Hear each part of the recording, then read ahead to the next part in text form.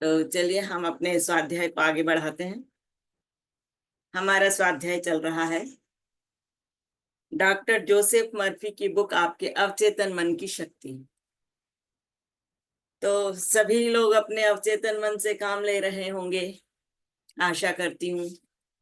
और आज का टॉपिक बहुत ही बढ़िया है, आपका अवचेतन मन और वैवाहिक समस्याएं। 14 लेसन है। सभी वैवाहिक समस्याएं मन की कार्यविधि और शक्तियों को सही तरह से न समझ पाने के कारण पैदा होती हैं। अगर पति और पत्नी दोनों ही मस्तिष्क के नियम का सही प्रयोग करें तो इनके बीच का संघर्ष गायब हो जाएगा। एक साथ प्रार्थना करेंगे तो एक साथ बने रहेंगे।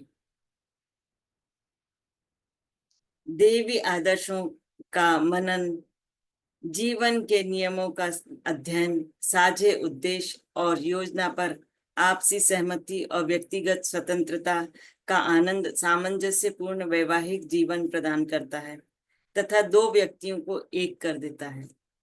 तलाक को रोकने का सबसे अच्छा समय शादी से पहले है।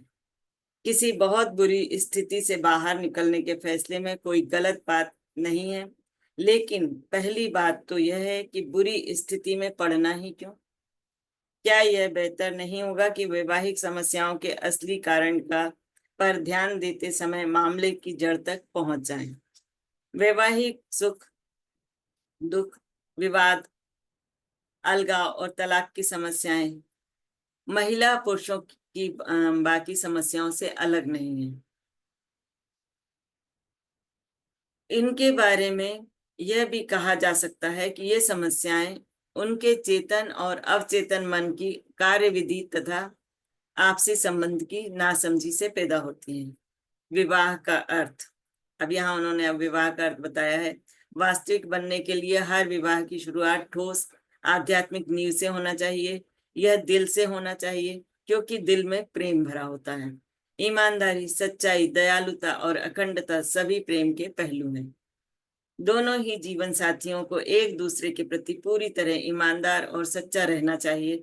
अगर कोई व्यक्ति अपने गौरव को बढ़ाने या किसी महिला की दौलत या सामाजिक प्रतिष्ठा में हिस्सा पाने के लिए शादी करे तो यह सच्चा विवाह नहीं होगा। यह ईमानदारी और सच्चे प्रेम की कमी का संकेत है।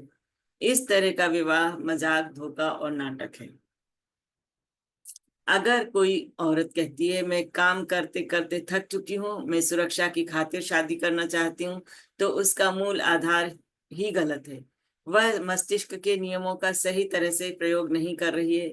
उसकी सुरक्षा चेतन और अवचेतन मन के अंतर संबंध के ज्ञान और उनके प्रयोग पर निर्भर करती है। अगर महिला या पुरुष जो भी हैं इस पुस्तक के अध्यायों में बताई गई तकनीकों पर अमल करें तो उसे दौलत या सेहत की कभी कमी नहीं होगी। उसकी दौलत उसके पति, माता पिता, किसी अन्य स्रोत के बजाय अपने आप आएगी। महिला सेहत, शांति, खुशी, प्रेरणा, मार्गदर्शन, प्रेम, दौलत, सुख, सुरक्षा या दुनिया की किसी अन्य चीज के लिए अपने पति पर निर्भर नहीं रहेगी। उसे सुरक्षा और मानसिक शांति तो अपने भीतर की शक्तियों के ज्ञान और अपने मस्तिष्क के नियमों के सतत सृजनात्मक प्रयोग से मिलती है। तो कई लोग क्या होता है कि जो शादी करते हैं वो घर परिवार देख के करते हैं कि कितना समृद्धशाली है और हमें क्या मिल सकता है। ये आजकल बहुत देखने में आ रहा है और सुनने में आ रहा है। तो हमें इन सब पे नहीं जा करके लोगों को ये सोचना चाहिए कि घर परिवार तो ठीक है, लेकिन संस्कार हैं या नहीं।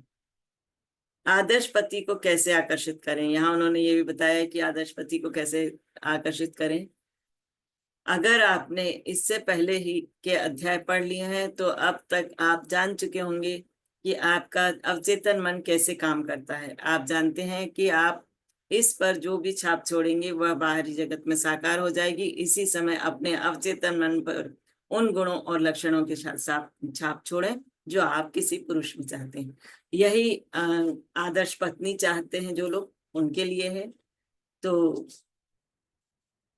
इसको हमें आगे ले जाने की ज्यादा आवश्यकता नहीं है। तीसरी गलती, अब यहाँ पर उन्होंने गलतियों के बारे में भी बता दिया था कि किस तरह से क्या करना है। तीसरी गलती की कोई जरूरत नहीं है। शीला भी, यहाँ उन्होंने एक उदाहरण दिया है किसी महिला का। शीला भी कई सालों से प्रशासक के पद पर काम कर रही है। हाल ही में उनसे मेरी मुलाकात हुई, तो उन्होंने मुझसे कहा मैं 3 लोगों से शादी कर चुकी हूँ और तीनों ही निष्क्रिय तथा दब्बू थे। वे निर्णय लेने व हर चीज चलाने के लिए मुझ पर निर्भर थे। मेरी तरफ ऐसे ही लोग क्यों आकर्षित होते हैं? मैंने उससे पूछा कि क्या दूसरी शादी करने से पहले वह जानती थी कि उसके होने वाले पति में पहले जैसे ही चरित्र हैं? जाहिर है नहीं, उसने जोर देकर कहा। अगर मैं पहले से जानती कि वह इतना दब्बू है तो मैं उससे शादी नहीं करती। यही मेरे तीसरे पति के साथ भी हुआ।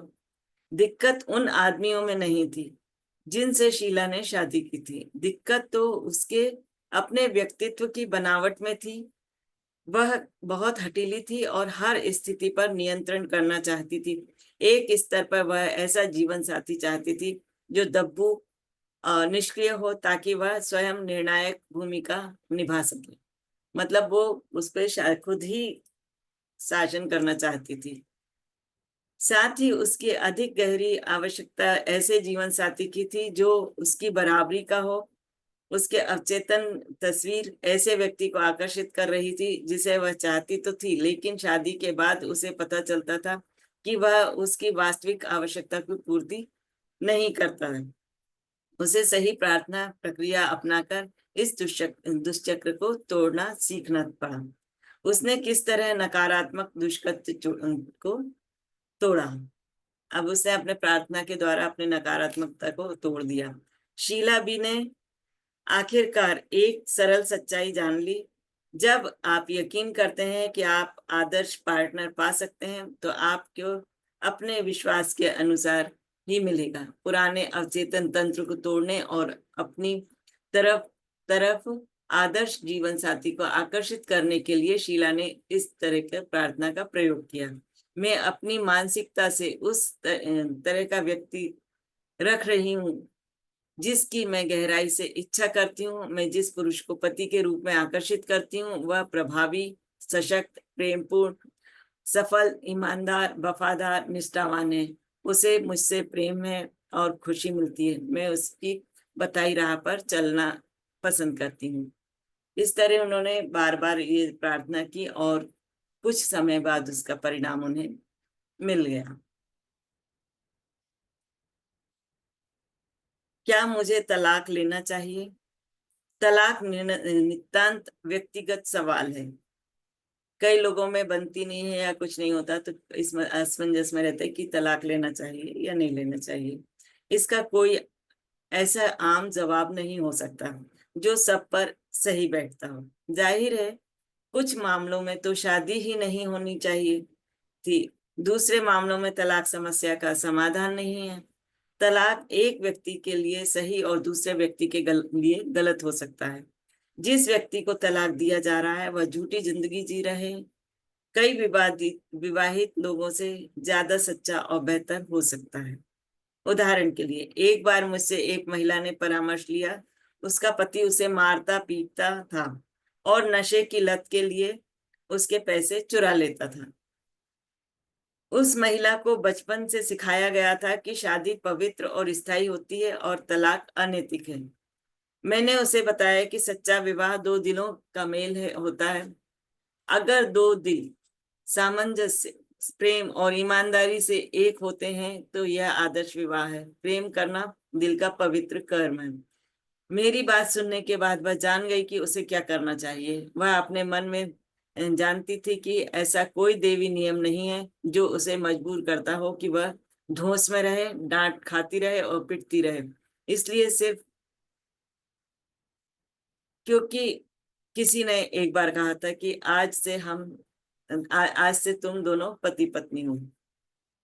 कि अगर कह दिया कि पति पत्नी हो तो कैसी भी स्थिति हो, जीने लायक हो साथ में या ना हो, इसके बाद भी हम जिए जा रहे हैं, तो ऐसा कुछ भी नहीं है। अगर आप असमंजस में हो तो क्या करना है, तो मार्गदर्शन मांगे। जान लें कि हर सवाल का हमेशा कोई ना कोई जवाब होता है और वह आपको मिलेगा। आपकी आत्मा की खामोशी में आपको जो जवाब मिले उस पर अमल करें और आपसे शांति में ही बोलती है। आपकी आत्मा जो है शांति से ही बोलेगी। जब आप शांत होकर के बैठेंगे तभी आपको जवाब मिलेगा। तलाक तक पहुंचना है। मैंने एक बार एक युवा दंपति से बात की जो शादी के कुछ महीने बाद ही तलाक ले रहे थे। युवक को लगातार डर सताता रहता था कि उसकी पत्नी उसे छोड़कर चली जाएगी। उसे अस्वीकृति की आशंका थी और वह मानता था कि उसकी पत्नी उसके प्रति वफादार नहीं थी। ये विचार उसे बुरी तरह सताने लगे और उस पर हावी हो गए। उसका मानसिक नजरिया अलगाव और शंका का था। महिला उसके प्रति उदासीन महसूस करने लगी, लेकिन यह उस पुरुष की भावना का ही परिणाम था, क्योंकि वह अपने अवचेतन मन से यही सोच रहा था और वो वही वाइब्रेशन उस तक पहुंच रहा था। अलगाव का माहौल पति के अवचेतन मन से संचालित हो रहा था और उसके पीछे के मानसिक पैटर्न के अनुरूप स्थिति या कर्म उत्पन्न कर दिया। और यह क्रिया और प्रतिक्रिया का कारण और परिणाम का नियम है। विचार क्रिया है जिस पर अवचेतन मन प्रतिक्रिया करता है। उसकी पत्नी घर छोड़कर चली गई और उसने तलाक का आवेदन दे दिया। वही हुआ जिसका उसके पति को डर था और विश्वास था। तो यह हम अपने सेशन को यही स्वाध्याय को रोकते हैं। किसी को कुछ कहना है तो कह सकते हैं।